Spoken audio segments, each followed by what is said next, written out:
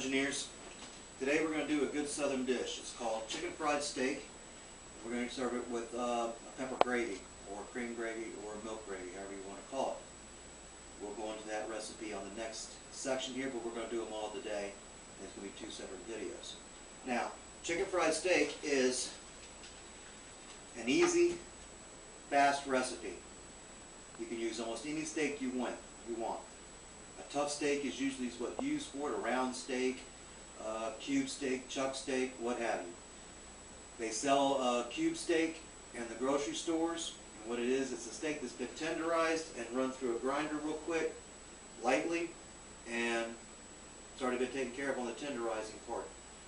I like to use ribeye myself, but that's an expensive steak to use for chicken fried steak. It turns out great, but not everybody's going to do that.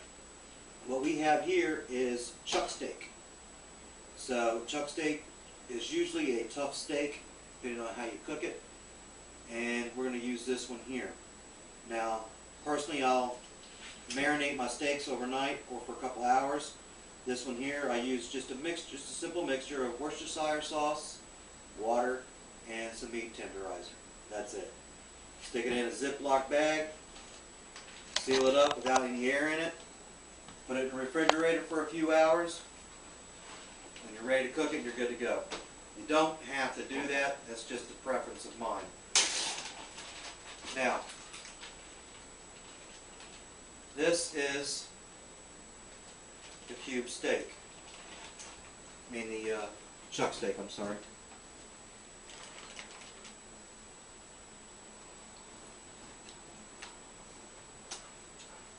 It's not a great cut of meat, and it's tough. Alright, what we're going to do is we're going to section these out to where this is in half.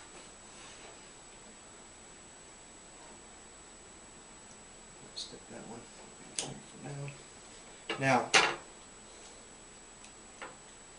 when you tenderize it, you can use a meat pound. The meat pound is the hammer on there. It has a hammer on one end and a little teeth on the other end. Personally, I'd rather use my meat cleaver. I'm just sadistic, so that's how it goes. Just tenderize it.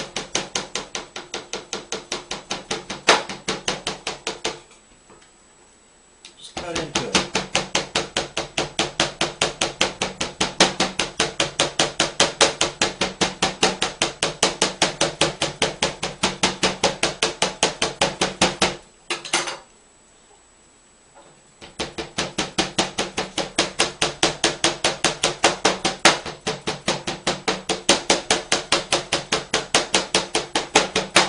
You're going to cut into the meat.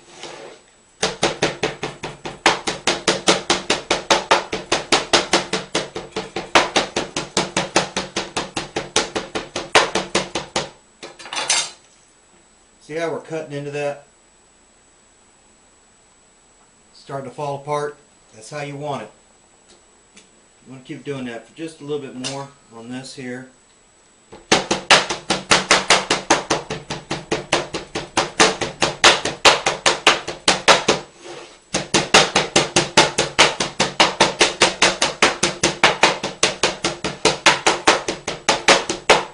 I like using a knife or meat cleaver to do this instead of the hammer because it's quicker, easier, and believe it or not, a lot less messy. And if you're marinating your steaks and you're hitting with a hammer, you'll see what I mean because this juice and meat goes everywhere.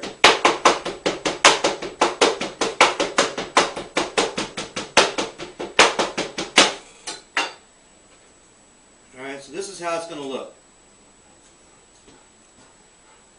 Just like that. It looks like it's a tore up piece of steak. Perfect. Alright, now when we come back, I'm going to go ahead and start tenderizing the rest of these steaks.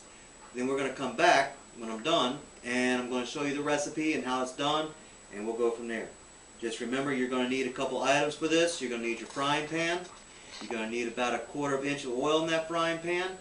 You're going to need some flour, 2 eggs, and a cup of milk, a tablespoon of garlic powder, teaspoon of salt, teaspoon of pepper, tablespoon of paprika, and a teaspoon of cayenne pepper if you like. That's an optional little thing there. Other than that, you got it. Alright, we're back. I've already went ahead and tenderized all the steaks and all that. One thing I did forget to mention though, is that when you're tenderizing your steaks and you have a nice tender cut of steak like a ribeye or something like that, please do not butcher it like I was just doing here for these tough steaks. You don't need to do that. You can pound it a little bit if you want, but that's it. You don't really need to do anything to a nice marbled cut of steak. That's just ruining it. A lot of people will say you're ruining your steak by making a chicken fry out of a ribeye. And that depends on your preference. But myself, I like a good ribeye as a chicken fry, but I also like a good ribeye off a grill too. They're good. Now, what we've done so far is we have steak already tenderized. I got 6 of them there. I have my Texas sweet iced tea. Never without that. Alright, what we've done here is I've got my flour. It's about a little over almost 3 cups of flour right here.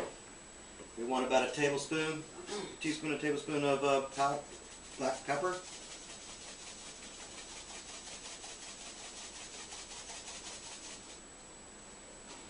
I pretty much know what my measurements are. Good tablespoon of garlic powder.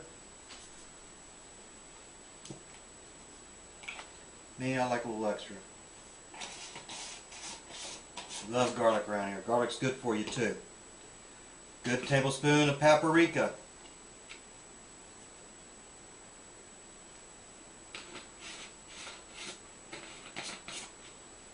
And your cayenne pepper. You only need about a teaspoon, and the cayenne pepper is optional. And about a teaspoon of salt. I'm using regular table salt today on this. Or teaspoon, not a tablespoon. I don't know if I said teaspoon or tablespoon. Mix that up really good.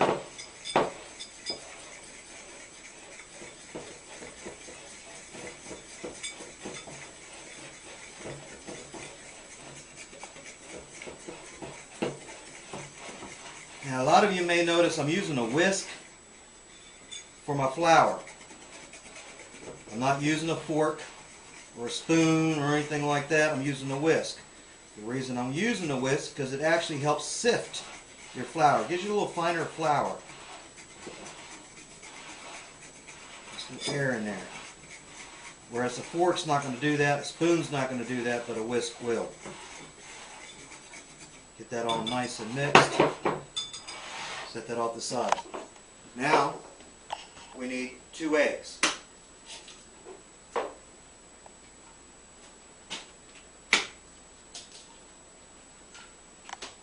And for those of you who made the comment last week about me and cracking these eggs and actually throwing them into a pan, I am making my 2 points every time. Cut that. Now, got our 2 eggs in there. Made our 2 points. Mix these eggs up.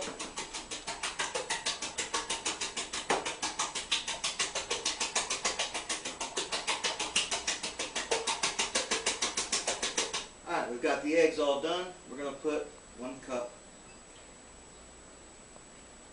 of milk. Mix that up.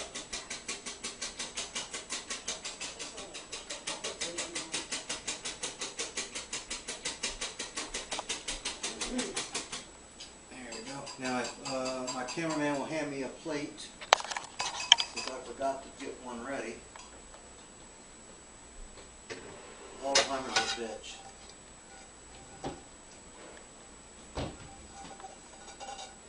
There we go. Now, what you're going to do is you're going to take your steak. It's already been tenderized. You're going to coat it in your flour first. Get a decent little coat. Doesn't have to be all that perfect. Shake it off. You don't want to pat it into it. You just want to get it in there and shake it off. Then you're going to dip it in your egg and milk mixture. Take that off. Then we're going to dip it back in here. We're going to dredge it through there. Pat it into it.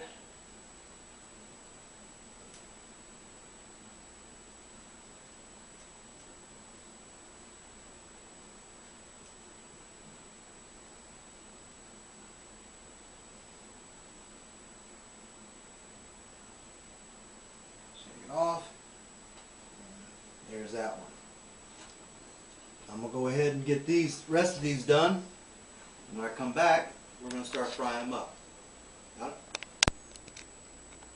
Alright, we're ready to go. I've already got them all coated and floured up and ready to go. Now we're going to fry them. I have about a quarter inch of oil in a frying pan. Oil is about 300 degrees. We're going to do a quick fry on these.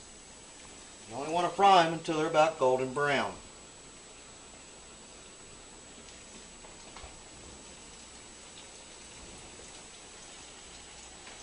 Go, let them fry.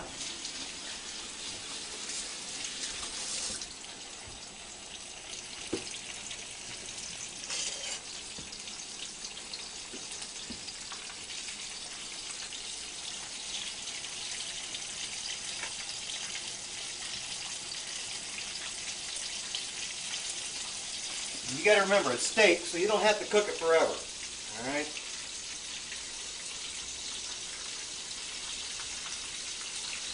Just a couple of minutes on each side is all you need. You got to make sure your oil is at least at 300 degrees in order to fry it. In other words, you're going to have soggy chicken fried steak, and you don't want that. You want it above 300 degrees.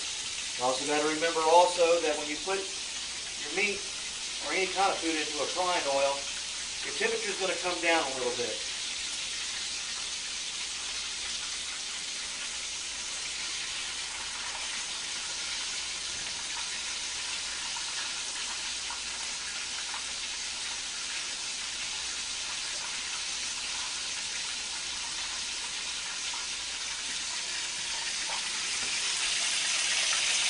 It's starting to fry up. Nice little color on there.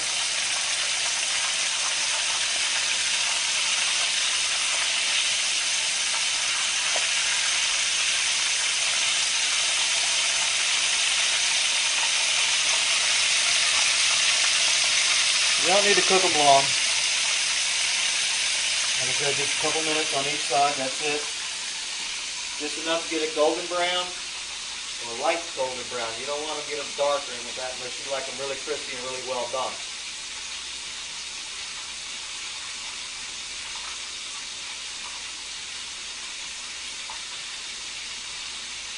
One good thing about these though is that it's like fried chicken. You can eat them next day and they're still great the next day. You can put these in the oven to keep them warm. Put them in the oven about 200 degrees, preheated at 200. You can keep them warm in the oven while you're making the rest, or while you're making the rest of your dinner.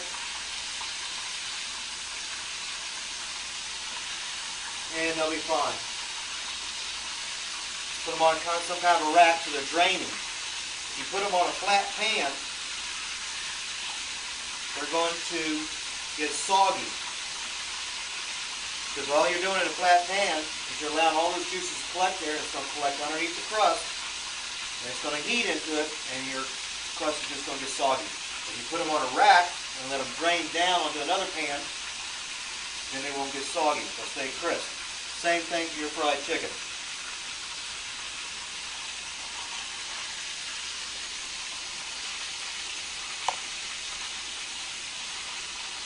Remember what I said about oil getting cooler when you put something in it. If you notice, the first side cooked pretty quick. But the second side is taking a little bit longer. The first side cooked a little bit quicker because the oil was a lot hotter. When we put the meat in here, it cooled it down. So when we turned it over, the oil was below 300. So now it's got to heat back up in order to get your temperature back up and get your coating on there. And we're still cooking.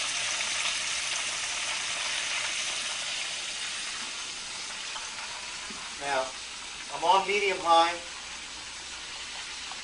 Don't put it on high. You're cooking with oil. Oil can burn. Oil does have a flash point. Once that oil starts smoking, that oil's done. Forget about it. The oil starts smoking, put it off to the side. It's done burning.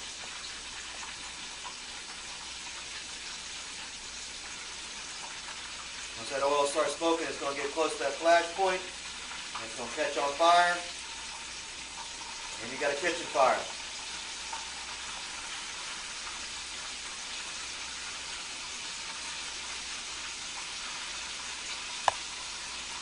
Yeah, those are looking really nice.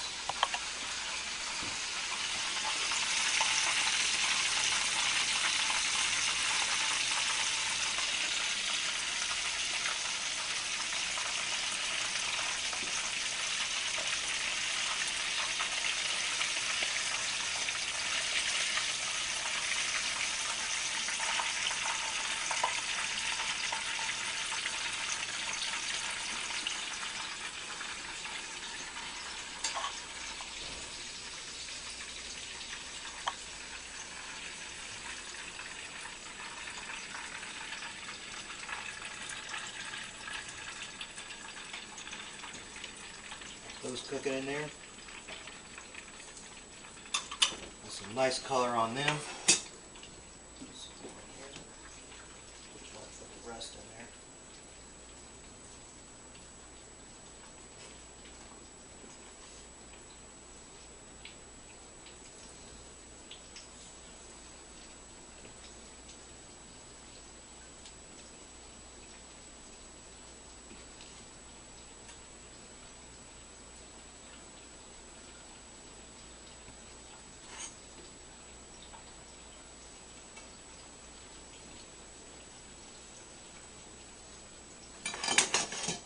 You see they got a nice little color on them.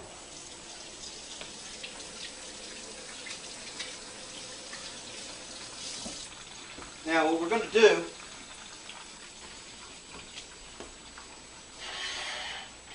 let me get a fork and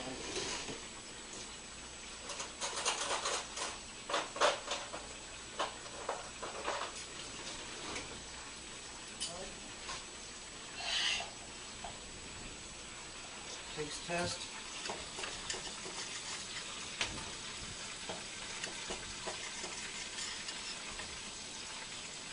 It's nice, it's done, it's juicy. I don't know if you can see the juices coming out of there still.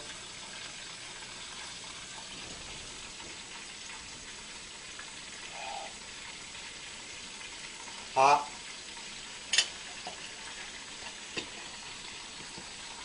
And tender.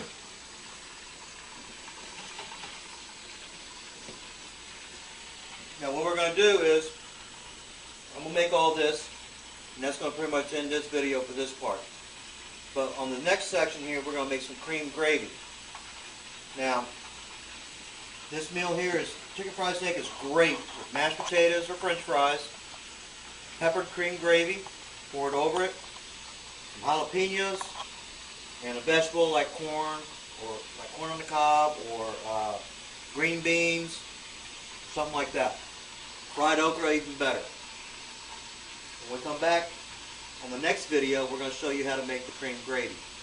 And we're going to pretty much put both these recipes up at the same time, so you got them both the idea of how to get it done. Alright? Got it? Alright, Dungeoneers. Now we're going to do cream gravy. It's cream gravy, pepper gravy, milk gravy, however you want to call it. It's 3 basic ingredients. You got milk, flour, butter. That's it. You can put a little pepper in there and a little bit of salt. That's all. Now, if the cameraman come over here, we got one cup of butter. What we're going to do is we're going to melt this down, and you got to melt it down slowly. You don't want your butter to burn or anything else. Now we're going to do this in real time. We're not going to pause the video or anything like that. You got to keep constant watch on this Okay, I've melted the butter down. So move it over. Off the heat. I'm going to put about a teaspoon or so of salt.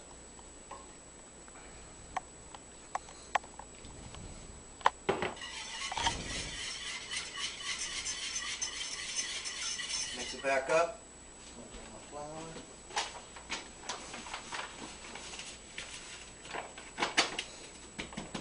Alright. We're going to use about a cup of flour.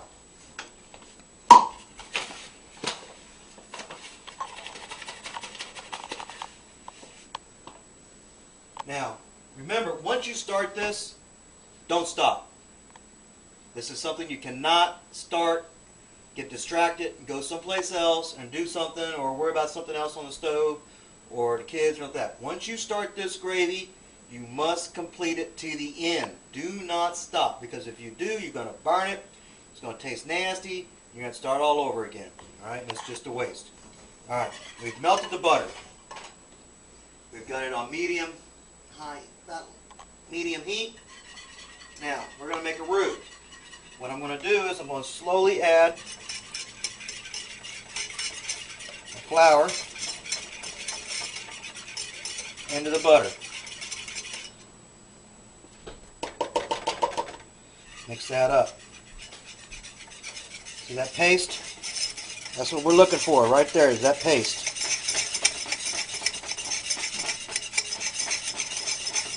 It's 1 cup of butter and a cup of flour. I'll put just a little bit more flour. Not much. Get it in there.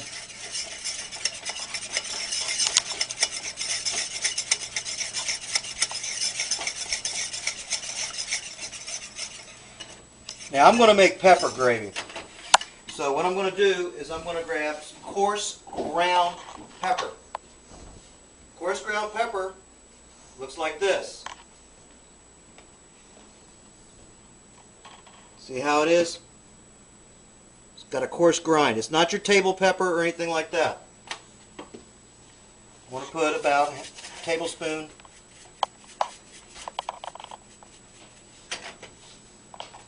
of coarse grind pepper in there, and I'll mix that up. You can do this during this part, or you can wait until you've got the gravy done if you change your mind. This is an optional part. Now you see how it's separating off the sides, coming off the sides really easy? It's like a dough almost. That's what we're looking for. Now, we're going to need about 2 cups of milk.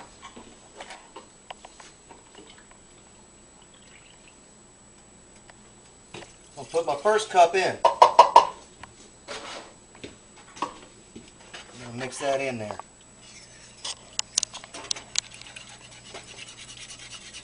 Once you put your milk in, you're stuck. Do not stop stirring it. Use a whisk. It works a lot better, a lot quicker.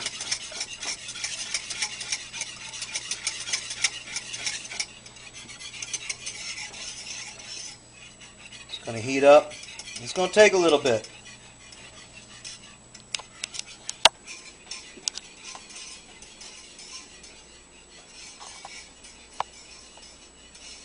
It's going to start to thicken up a little bit.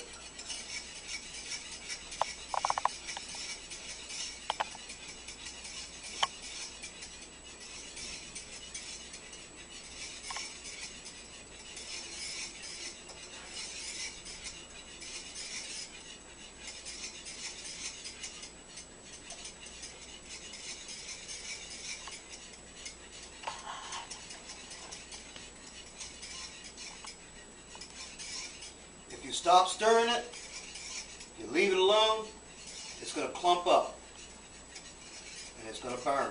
You don't want to do that. Now, taking it off the heat,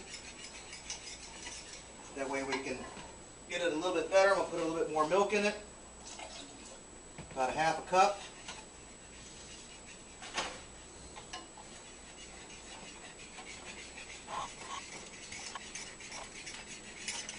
getting nice and thick in there.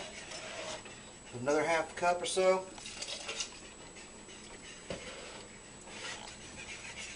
You should only need about 2 cups of milk, 3 at the very most.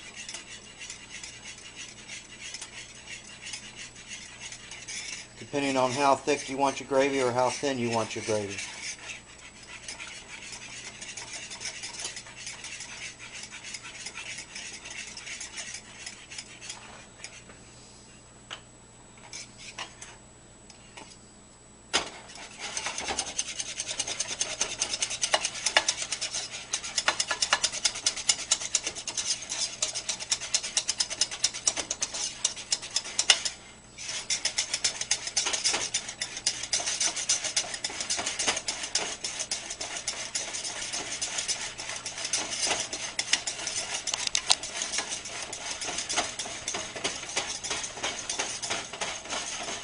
Alright, you see we've got a pretty thick gravy here. I'm turning it off.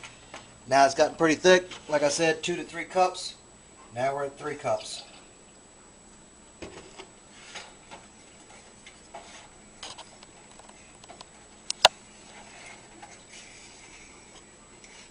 Mix that in there.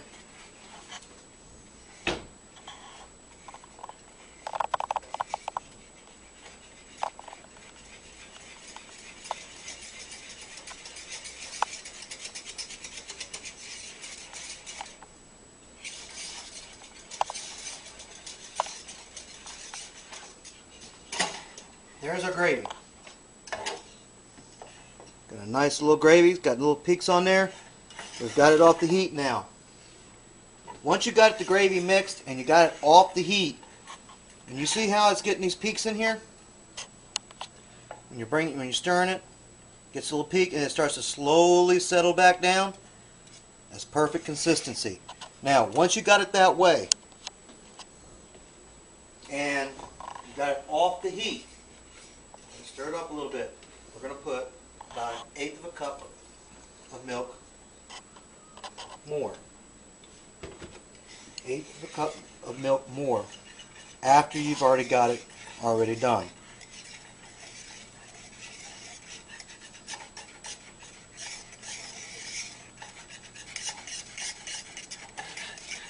Reason being, you've got it off the heat. You got the desired consistency that you want. It's going to start to thicken now you got it off the heat. So you're going to add about a cup, 1/8 of a cup of milk more, and you'll be just right. Now, personally, I think I need a little bit more pepper.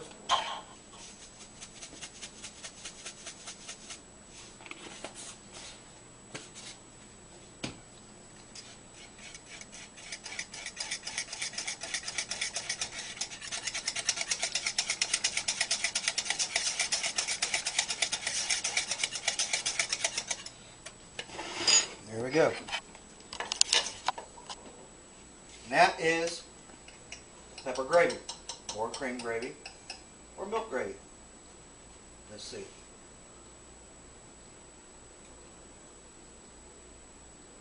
Perfect. It's one of your easiest gravy. You make your own little roux with your butter. It's 1 cup of butter. Slowly melt it. A cup of flour. Make up your paste. Teaspoon of salt. Once you got that all mixed up and ready to go, start putting your milk. 2 to 3 cups of milk. This one here, end up using 3. Depends on the flour and stuff like that, and your taste and your consistency, how you want it. I've used 3 cups of milk. You got our desired consistency. Now you could end up using more, depends on your taste. Once you've got it all done to the consistency that you want, set it off to the side, got it off the heat, stir it up a little bit, let it cool down for just a couple of seconds, put another 1/8 of a cup of milk in it. Once you do that, it's set and it's ready to go. Alright? Now, I'm going to show you what it's going to look like here in a second with the plate, and we'll be good to go, and that'll be the end of this video. Okay, here's how it's plated. We got our chicken fried steak, mashed potatoes. Today we're having green beans, Got our gravy on there, and we got our jalapeno, and we got our Texas sweet tea. That's all you got. Works perfect. It's cheap. It's easy. Can't beat it. Good jalapeno.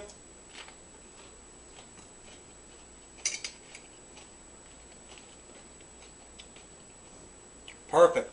Gotta love it. Got it? Good to go.